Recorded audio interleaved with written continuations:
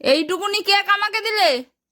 তুমি এইটা করে কেক খাচ্ছে এই তু, আর আমাকে এইটুকুনি দিয়েছে। বলে আবার নে। কি নে? আমাকে বলছে নে। ওই থেকে আবার নিয়ে নিচ্ছে, বলছে দাও। তুমি কি খাচ্ছ? হ্যাঁ, বাপি কি এনে দিয়েছে?